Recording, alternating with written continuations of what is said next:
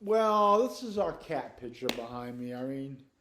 Quilted the cats because we like our cat. Uh, you may be wondering, what do you do with your time, James? Anyway, you're retired. Well, I'm in a program to be certified as a Jungian transpersonal psychology coach. I'm also getting some subsidiary training in psychosynthesis, and coaching is a newer area. Uh, it kind of deals with folks maybe that could use some psychotherapy, but they're not there yet. They just have some life problems, some issues, and they want some help.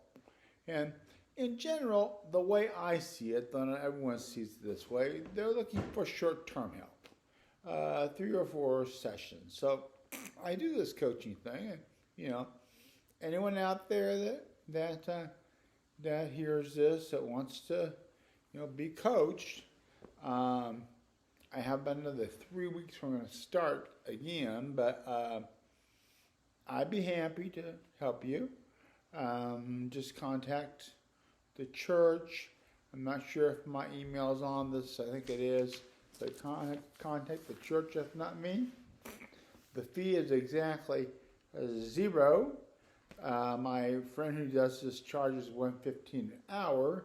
I charge $0 because I am a Franciscan. So whatever. But this one you're going to find interesting today. It's called Karma and Grace. You may be very familiar with the word grace, but I bet you aren't too familiar with the word karma. So today, just close your eyes, listen to my voice, let those words carry you far, far away. We have some heavy business to deal with today. It is an old question, even though some religions recognize it, not recognize it at all. It is an old question. Does grace trump karma? Well, first, what's karma? Well, a dictionary definition. We're going to hear it slowly and as we breathe and meditate to get it into us. The force created by a person's actions is believed in Hinduism and Buddhism to determine that person's next life, what it will be like. So just breathe on that 4 or 5 seconds. You may not agree. Or you might. Here's an informal definition. I like it a little better, and we're going to breathe through this one too. The force created by a person's action that some people believe causes good or bad things to happen to that person. She believes that helping people produces good karma, so that's what she does. She keeps us. Let's breathe on that for a minute.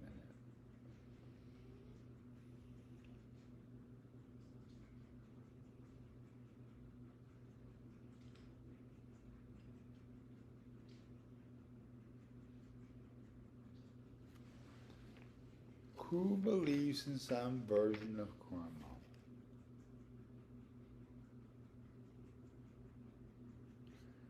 I want to tell you today that it's just about everybody.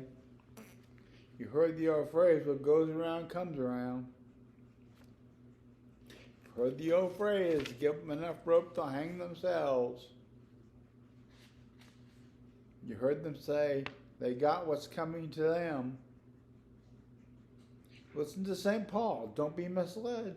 No one makes a fool of God. What a person plants, that person will harvest. The person who plants selfishness, ignoring the needs of others, ignoring God, harvests a crop of weeds.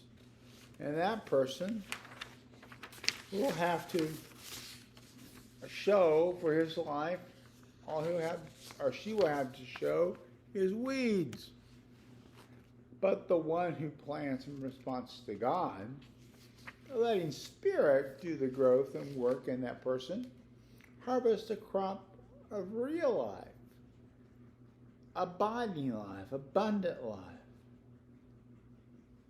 Well, one source consultant put it this way: acts of kindness offered to others tend to attract act of kindness in ourselves. So malicious acts tend to do the opposite. The better we are, the better we feel. The worse we are, the more pain we feel. And of course, our experience in this world often shows us the opposite, that good people do suffer, that bad people do go unpunished. But all the actions have a corresponding reaction. We know science tells us for each action there's an opposite reaction. And so we say these reactions will be felt in time. And with some people, that criminals that we didn't get to try and flog, like beat, like Hitler, we say, well, he'll pay eternally. And the principle of karma is simple. It deals with it's simple. It's how the details work that are complicated. So, is karma punishment?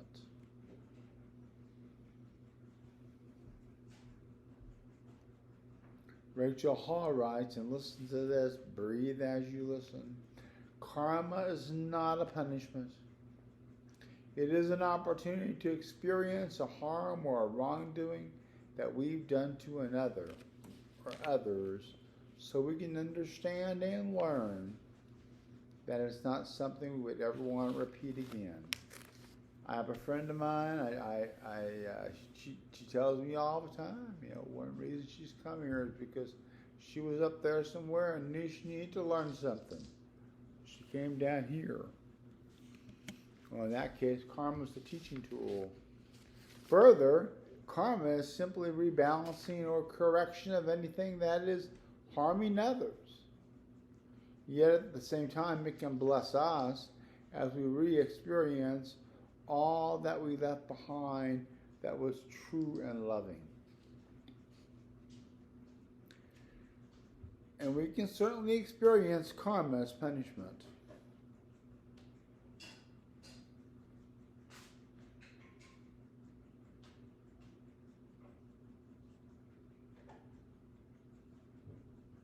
But is it?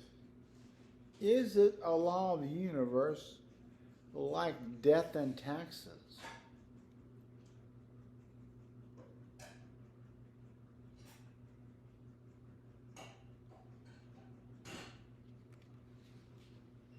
Ponder for a moment some synonyms of karma. Life, the way of the world, bad luck, the way the cookie crumbles, the way things go, the hand one is dealt, luck, unfortunate, bad fortune, chance, destiny, hard luck, ill fortune, ill luck, kismet, misfortune, raw deal, rotten break, rotten luck, tough break, tough luck, unluckiness, hard cheese, human condition, school of hard knocks, the times we live in, an unusual state of affairs, or the way of it. So karma, is it real? You've heard all those synonyms. Is it real? What do you think?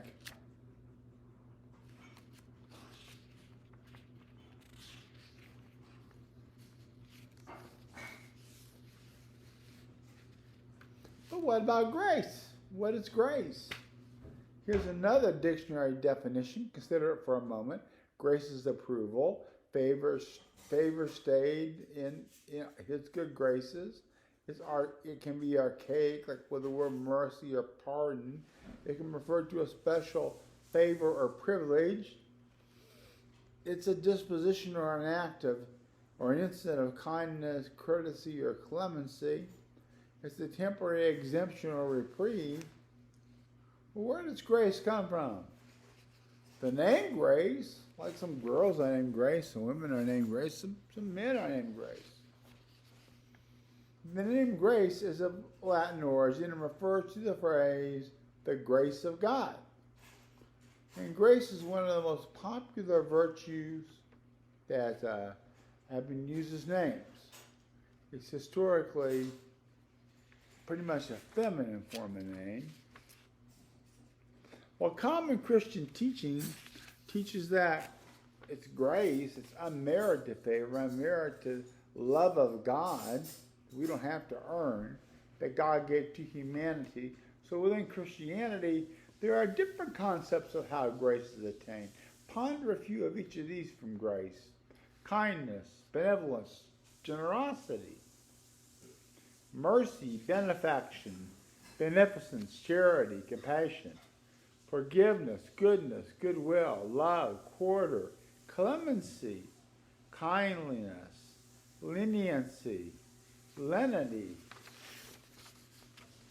mercifulness, caritas, compassionlessness, forbearance, tenderness, goodwill, sympathy, understanding, tolerance, humility, indulgence, all that, grace. Let's just stop for a minute and consider what we talked about in terms of grace and karma.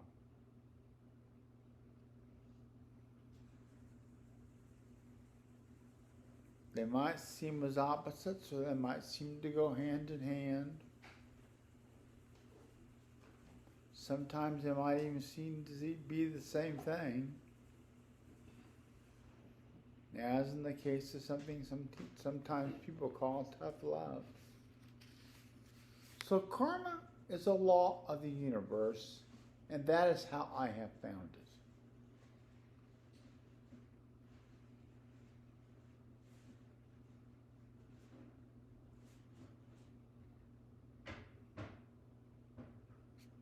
And grace is a law of a benevolent universe, and that's how I found it.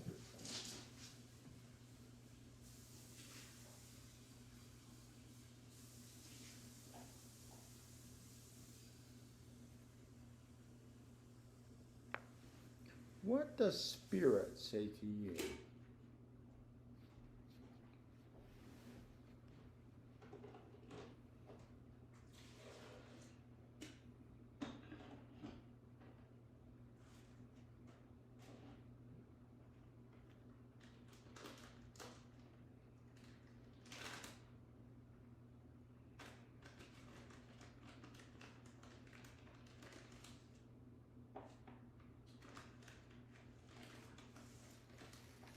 I think the words of our Muslim friends about get it right.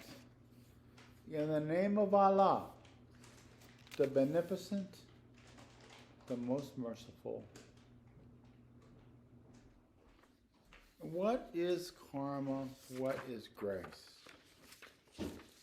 I think it will be worth your while today maybe to get a piece of paper and think about that a little bit, maybe draw a column down the middle and compare some things. But ask yourself, as we're going to close today, asking for just a minute or two, what does Spirit say?